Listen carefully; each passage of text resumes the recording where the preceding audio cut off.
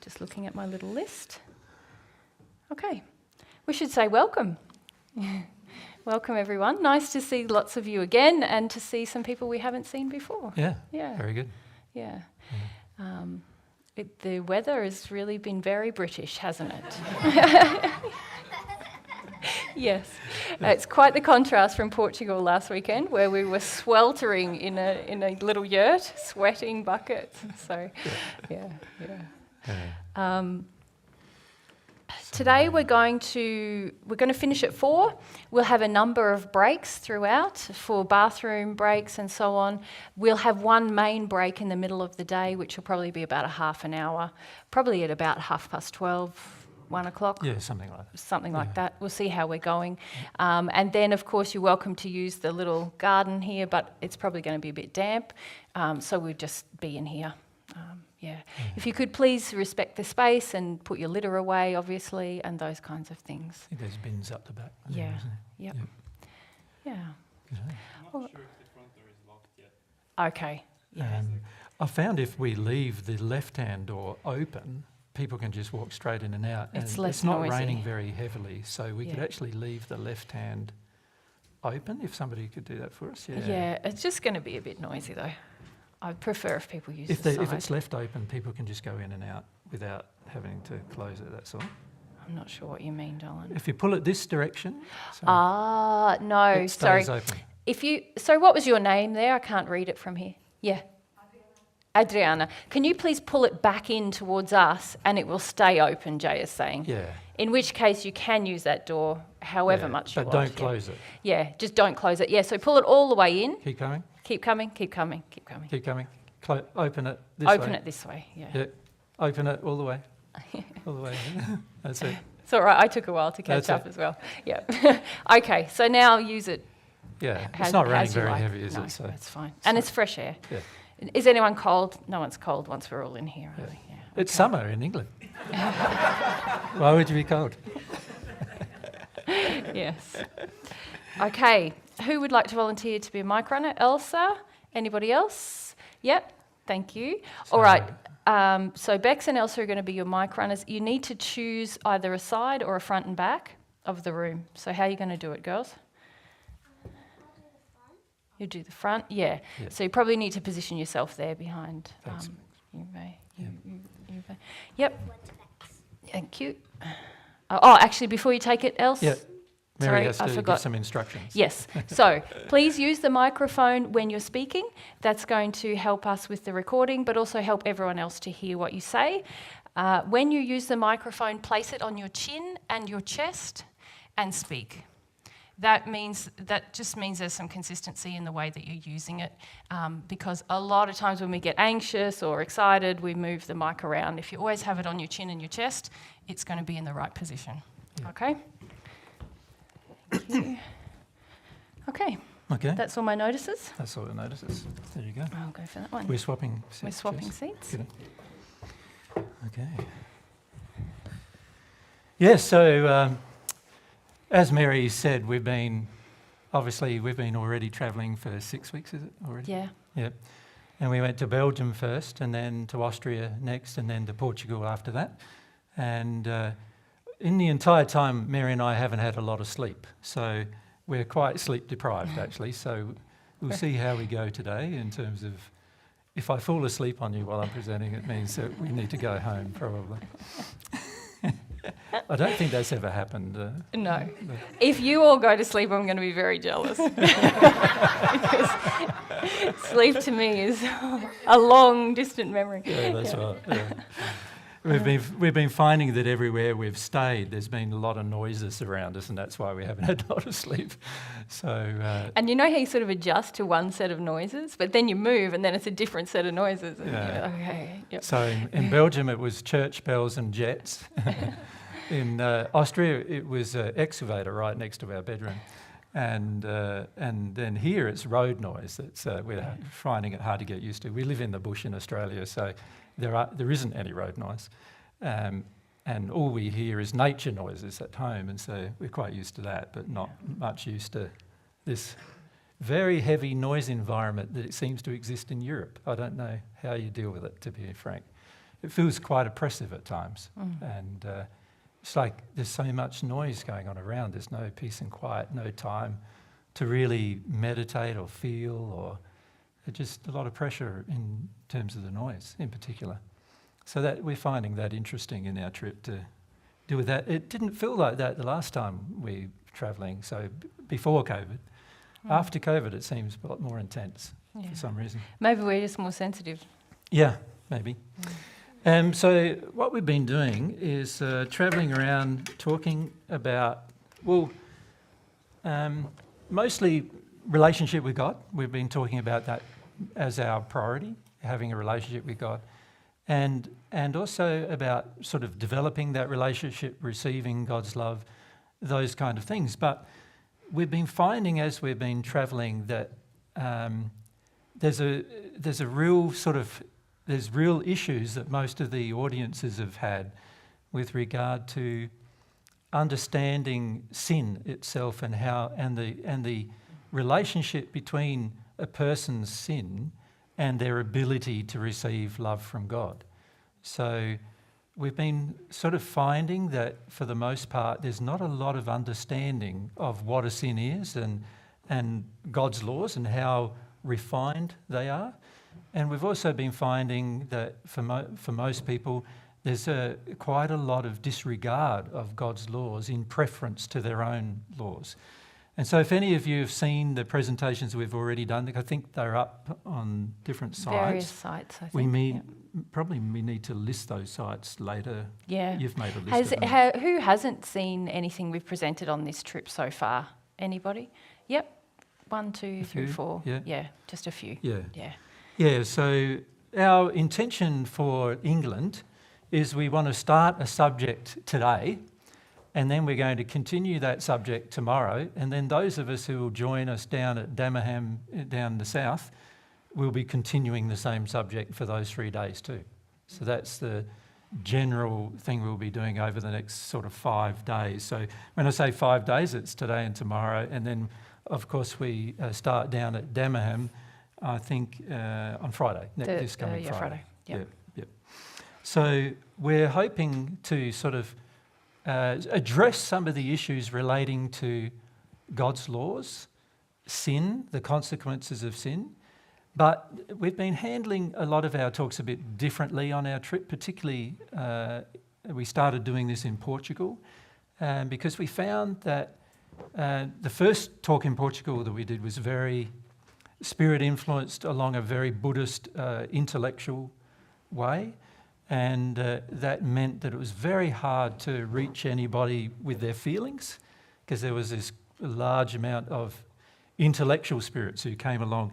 And so Mary and I had to talk with them during the week actually to try to help some of them, those spirits, which we did do, but about half of them actually started to become more emotional. And so that was really good. And they started to feel about God and law because they didn't actually believe there were any laws really. It didn't. Their concept was that it didn't matter what they believed. As long as they were just kind people, it didn't matter what they believed. And this is a very common belief on earth as well. And so once we talked about the fact that beliefs matter, some of those spirits moved on. And when I say some, we didn't have a lot of spirits in comparison to what we would normally have at a group. You know, in Belgium, I think we had about 12 million spirits in Belgium, about 6 million in Austria who were there with us. In Portugal, we only had about 500,000 to 600,000 spirits, which is quite unusual for our groups. And so half of them were Buddhist spirits who we then tried to reason with and talk to during the week. And we managed to have a good discussion with them, and some of them sort of moved forward and progressed. Others felt very annoyed with us as a result, and so got pretty angry with us. And so it was a very interesting second group where we had 60 or 70 people come, and then by the end of the day, almost half of the people left, I suppose, wasn't it? 40% probably. And then we could have some good discussions, actually. So we had some great discussions in the second group of Portugal. about the subjects we're going to talk about with you today, some of the subjects. So let's look at what we're going to do. So the general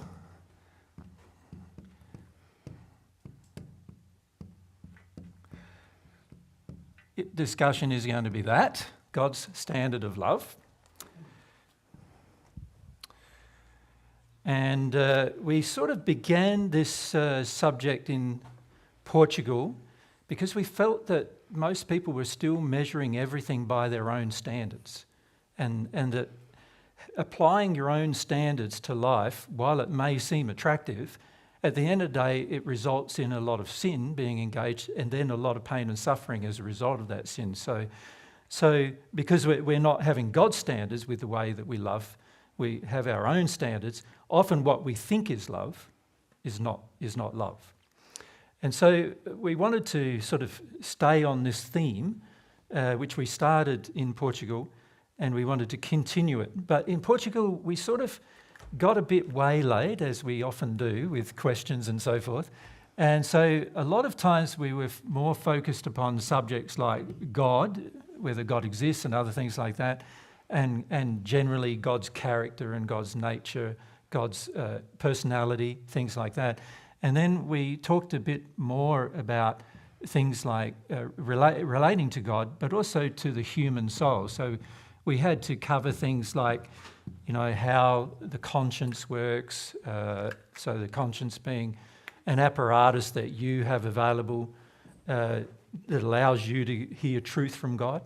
And we had to talk about the human soul, how it was designed, how the bodies work and all of those things, because there were a number of people there that have never heard divine truth at all before. So we covered those subjects, but we didn't really cover the subjects we wanted to get to, because those subjects we've covered before, of course. Not that they're not important, of course, because they're the most important things, but we wanted to get to subjects relating to God's law. So if we just draw that now, we talked a bit about how God's law creates a framework that is basically the framework of how the whole universe operates. So this framework is imposed upon everything in the entire universe. So all the mathematics and science behind how the universe operates are all laws that God created to define how the universe operates physically. But also we started talking about other aspects of how things operate. So I'll just put those on the side here because I want to fill up this board eventually. So we wanted to talk about how it affects the human in particular in the physical way in which we live. So, the kind of things that happen to your body, for example, and those kind of things. We wanted to raise how these laws affect you sexually, so how your sexual life is impacted by these laws. We wanted to focus a bit also on how the emotions there's laws that govern the flow of emotion. There's maths that define every emotion that you have, and there's laws that measure those emotions as to whether they're harmonious with love or not. And then there's things that happen to the soul if they're harmonious to love, and then things that happen that are not, when they're not harmonious. And then, of course, the spiritual aspect of your life, which includes a lot of your spiritual beliefs and things like that. So it sort of includes, just move that out of the way, just includes things like whether you believe in things like, and what you believe in, and how things that, if you believe in things that are out of harmony with love and truth, those beliefs will harm you. And there are reasons why those beliefs do harm you. There's a common concept on earth that we can believe anything and it doesn't really matter as long as we're sort of kind and loving. But that's actually not true. There's many people who we've seen in the spirit world over 2,000 years of seeing them arrive in the spirit world, where their beliefs have had a huge impact on what happened to them after they passed. And so beliefs do play a large part. In fact, what you eventually find is that this sort of hierarchy, if you like, of laws being imposed upon you as an individual, the spiritual ones are the highest. And therefore, when you live out of harmony with spiritual law, you'll find that the penalty is the highest. And then as you step down, you'll find, so that the lowest penalties are applying to the physical and the highest penalties are applying to the spiritual. And so we will give examples of this maybe over the next few days. But these areas of your life are all areas that God's laws will define what happens in your life. So what God's law does is it creates a framework not only for the universe, so mathematically the universe is defined, all the framework of how the universe works, all the maths and science involved in how that functions is all determined by God's laws, but also how you interface with the universe. So what happens to you while you're living in this universe. And remember, the earth life is just a small portion of your life in this universe. So after you pass, you'll have your earth body, your physical body will be gone, and then your spirit body is what will be engaged in terms of your life. And that spirit body has laws also physically governing it and how it works, but also these other laws still apply to you in your spirit form. So it's very important to understand initially that laws, God's law, really define God's standard of love. So every time God has set up a law, it's because he has a standard that he wants to uphold. And whether that standard is physical, sexual, emotional, or spiritual, the law will define what the standard is. And any time you go against that standard, there will be a penalty, and we'll look at what that is. And any time you live in harmony with that standard, there will be a reward. And it's quite simple in terms of understanding. So God's law is one of the topics we'd like to talk about with you over the next 2 days, and the next 5 really, while we're here in England.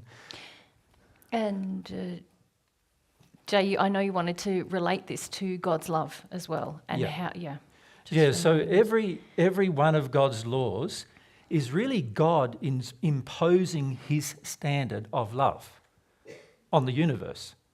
So you could say the law is a standard of love that the law enforces in the universe. And every time there is an action taken by a human, because remember, humans are given free will. So the gift of free will means that you're allowed to choose to uphold the law, or you can also choose to work against it. You can do one or the other things. Now, when you choose to uphold the law, you are really choosing God's standard of love. But when you choose to go against the law, you're really saying, I don't want to live by God's standard of love. I want to live by my own standard of love instead. That's really what we're doing when we use our free will to choose the law, one way or the other. So we choose to live in harmony with the law. We're upholding God's standard of love. We choose to live in disharmony with the law. We are now really working against God's standard of love. Does that make sense?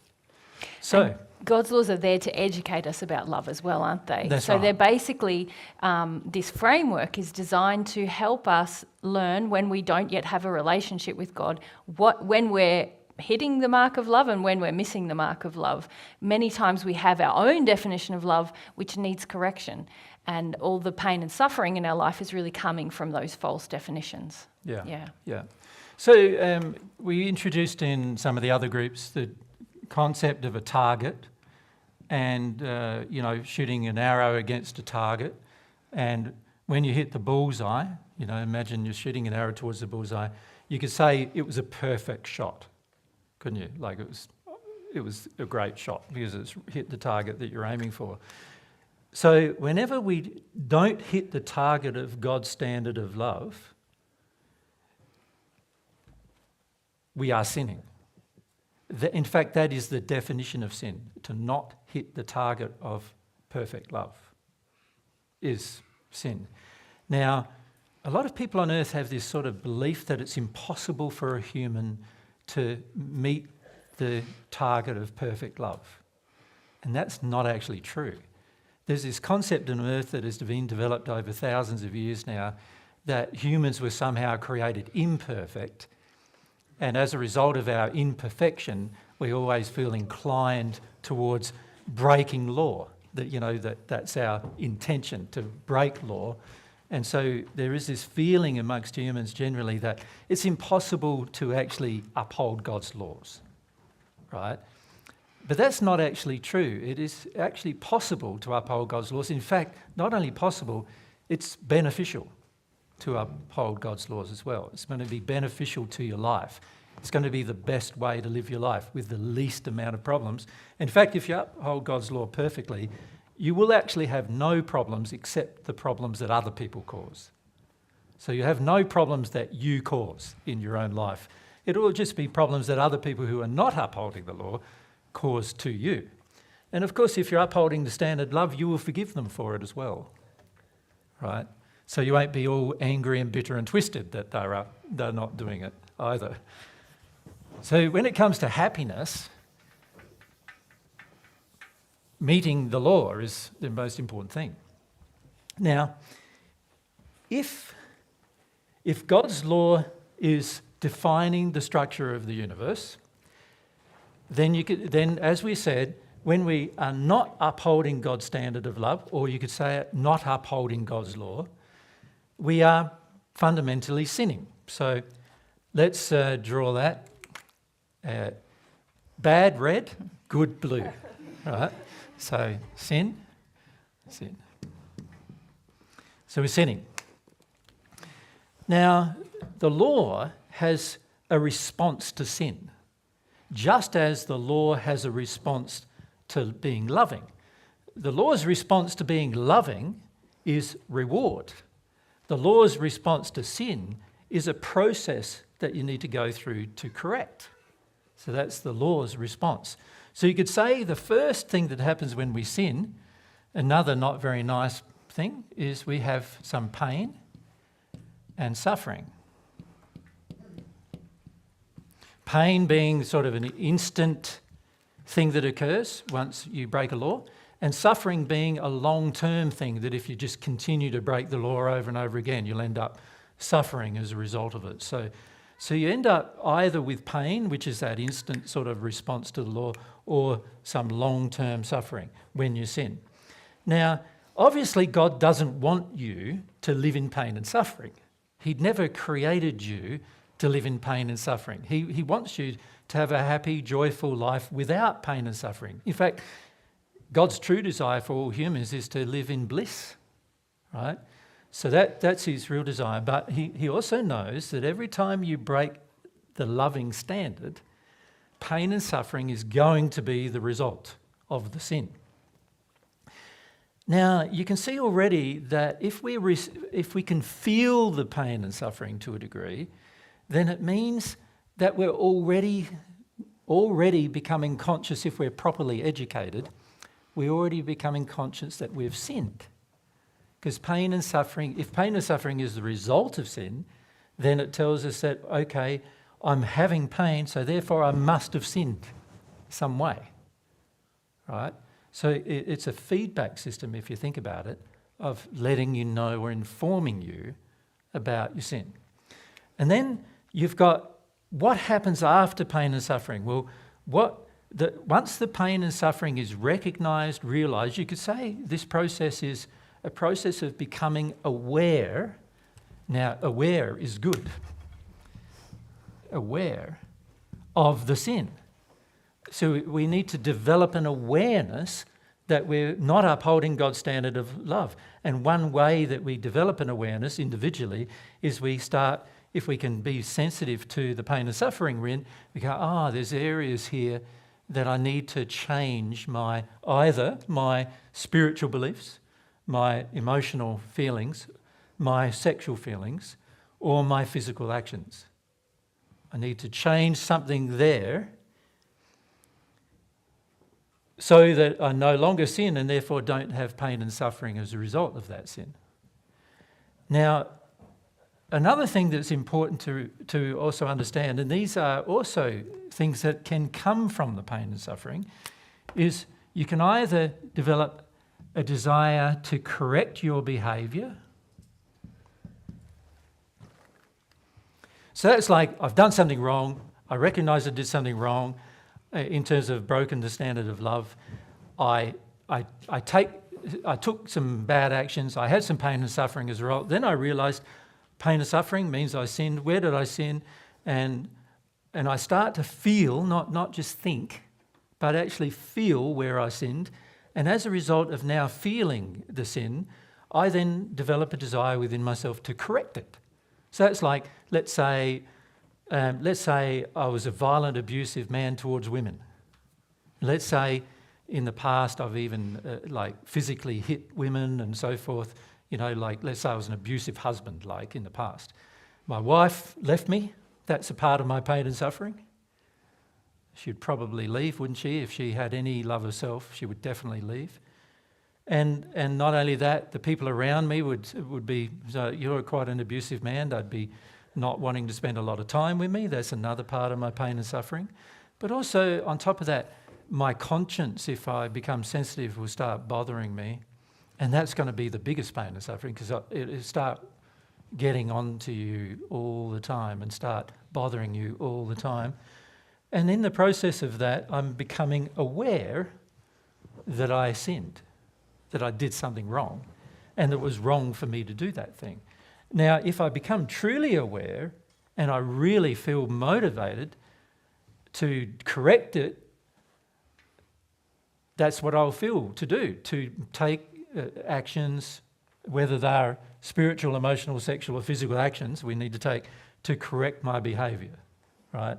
And I'll do that not because I'm forced by anyone else, but because I want to myself.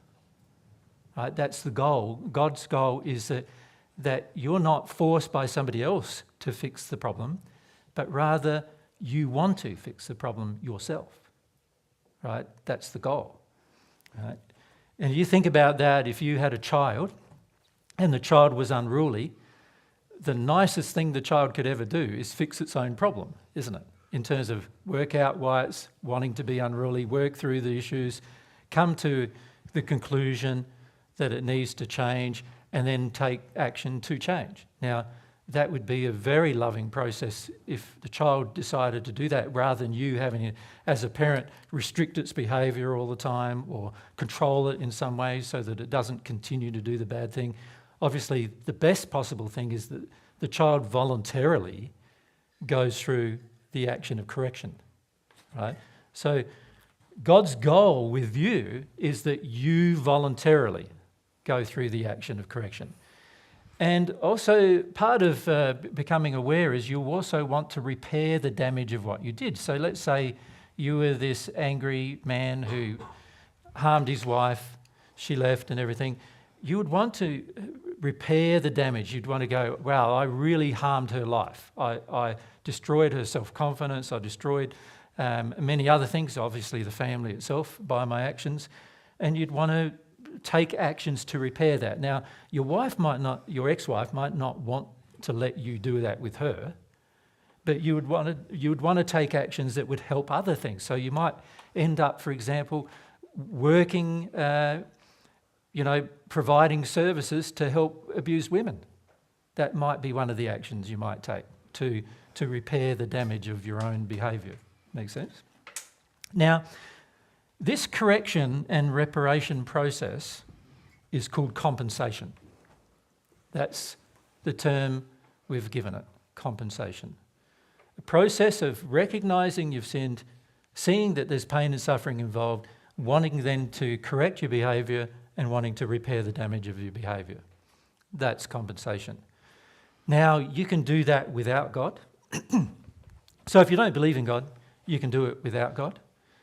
Or you can do it with God. Right?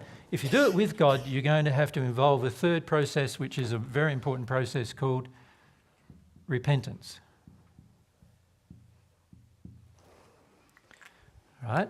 And that process there's laws involving that process which are separate to and have a higher hierarchy than the laws involving those processes. So the repentance process is what you would do with God, or you do, and you still go through correction and reparation, but because of repentance, you're going to go through it much faster. Or you will have to, if you're not repentant, you will be asked by the law to correct your behaviour eventually. And a lot of times when a person's not repentant, they are the law grinds them into submission. Like it's just every day, it's a memory of what you did wrong. Every day you realise you have to take some action. Every day, and because you don't really want to, the law's going to keep grinding, getting you to the point where you want to. That's the purpose of the law. And the same goes with the process of repairing it. A lot of people, they feel they've fixed the problem internally, but they don't take any action to actually repair the damage they've done in the past, right? Now, the law is going to require that at some point in the future, that you do repair the damage of the past, right? And you can see why, because if you choose to correct your own behaviour so you don't do it anymore, you really still haven't fixed what you did, right? All you've done is you've just corrected your future behaviour, but your past behaviour is still really not addressed, you know? And so reparation is a very important part of the compensation process. Now, that is the topic I want to discuss with you the next 2 days, or 5 days if you're going to come to Damerham as well.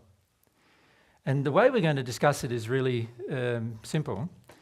I'm not going to say anything unless you've asked a question. Right? So what we're going to do probably now is we might just have a little break so you can go to the toilet and whatever else. Think about some questions, right? And if there's no hands up, then we're all going home. It's as simple as that. Right? Now, Jay, just before you do Break, that, yep. Yes, there's a couple other points I know you wanted to mention here. Yep.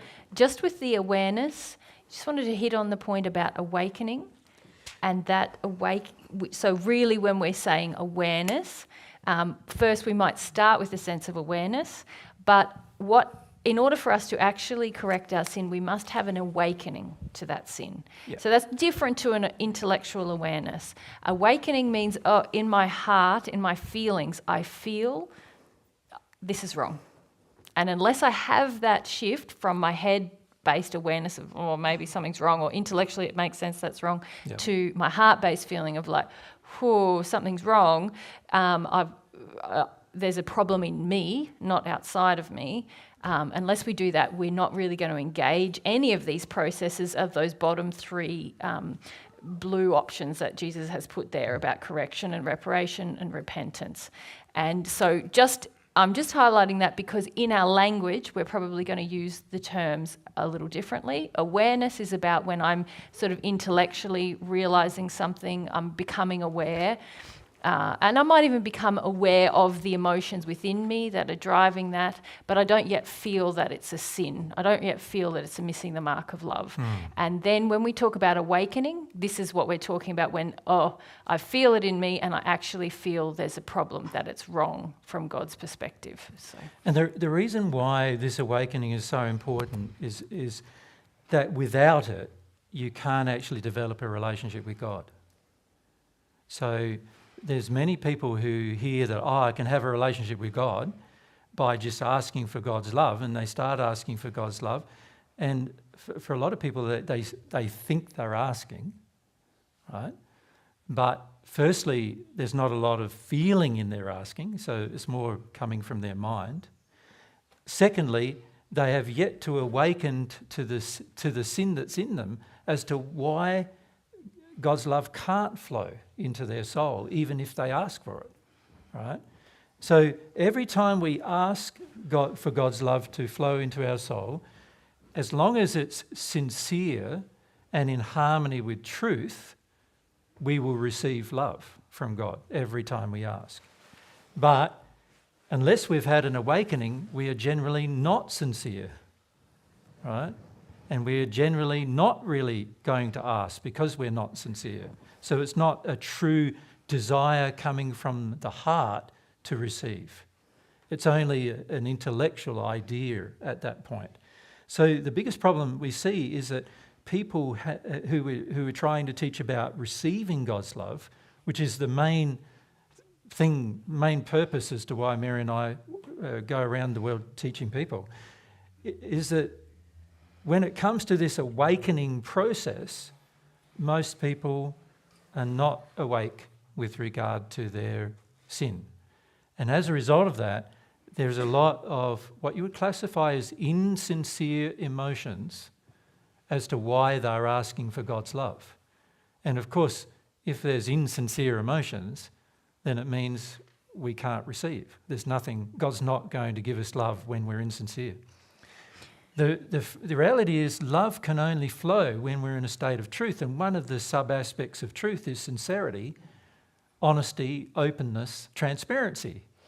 And so if we are not transparent with ourselves, with the way in which we're sinning, then of course we are not honest and therefore we are not sincere and therefore love can't flow. The Holy Spirit is a conduit that gets established between God and yourself, and through that conduit the love comes. But that conduit cannot connect to your soul unless you're in a state of truth, unless you're in a state of sincerity, unless you're in a state of transparency and honesty. And with yourself, not with everybody else, but also with everyone else, but primarily with yourself. You know, it's the lack of self-awareness, the lack of self-honesty, the lack of the self not awakening that causes these problems. And so we can talk about receiving God's love, but unless you go through this awakening process, you're not actually going to experience it. And if you don't experience it, it's going to be hard to believe it actually happens until you actually go through a personal experience. It doesn't matter how much somebody else explains to you that it works, until you actually go through the experience of your own personal experience, you're not going to really believe it and therefore not really going to engage the process. And what we find is that most people don't go through the experience because of this awakening process not happening, an awakening to their own problems or sin and what the cause of it, which is not upholding God's standard of love, not having a desire to uphold God's standard of love. So,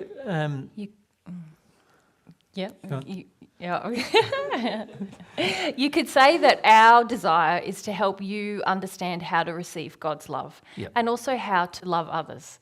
But most times on earth, we don't really understand what love is, and we don't understand where we're missing the mark of love. So these next 5 days is really about trying to help anyone who wants to participate, how they can understand God's laws more and therefore understand their sin more, so that hopefully you can commence that relationship with God sincerely for yourself and begin to love other people as well. Yeah. So, we want to sort of focus our conversation with you now on three primary topics. Firstly, the topic of God's law and how that upholds God's version of love. So what is God's version of love versus human versions of love? And then what about this sin thing? What is that? How do we sin in these different areas? So this is where we'd like to focus your questions, right? So that we can have a conversation about those things. So what I'm going to do actually is we'll flick over the board and we'll keep referring back to this just to keep you on track with regard to your questions. Because obviously it's these subjects we feel when we visit, and we visit like tens of thousands of people, we see these general patterns which come up, which are the biggest area where everybody struggles is recognising their own sin. And in fact, sometimes people say, can you give us feedback? And that's, a lot of times what that means is, can you tell me something nice about myself? Generally, that's what that means. And of course, there's many things nice about you, but it's not the nice things that are stopping your relationship with God. It's the things that are not nice that are stopping your relationship with God, right? So we of course, want to share with you, well, here's the areas where you're not so nice, right? The trouble with that is for most people, they go, don't tell me that I'm not so nice. I want to know that I'm nice. I want to know that I'm great. I want to know that, you should tell me good things about me. And a lot of times even their relationships have been established on the same basis. Like, as long as my partner tells me nice things about me, then I'm good with her. But as soon as she starts telling me things about me that I don't want to hear, I don't like her anymore, And a lot of people feel that way about their friends, their partner, and of course about Mary and I. But our goal is to help you have at least the first experience of receiving God's love. Once you start having that experience, you'll recognise its benefits. And once you recognise its benefits, you'll probably, most likely, want to continue having that experience, right? But having that experience requires some sense of understanding yourself in terms of understanding where I'm sinning and why I do it and what's going on and what causes me to do it. And even more fundamental things such as what is God's version of love and how does that compare to my version of what I believe love to be. Even just understanding some basic principles of is my concept of love even accurate or true or real from God's perspective? Or is it just all a figment of my creation, my own creations? So this is where we would like to focus attention with regard to our discussions. Probably we're going to do that the rest of our trip, to be honest. But we'll see how we go with you guys here in England. And then our next port of call is Ireland. And then after that, Canada and the US. And who knows, we might finish up having to have 10 weeks discussion about it rather than a 5-day discussion. But we'll see how that goes. So that's what we want to be our focus for the next couple of days. So time to have just a short break so you can go to the toilet and stuff and get yourself comfortable, get out your pens and papers, work out some questions for us.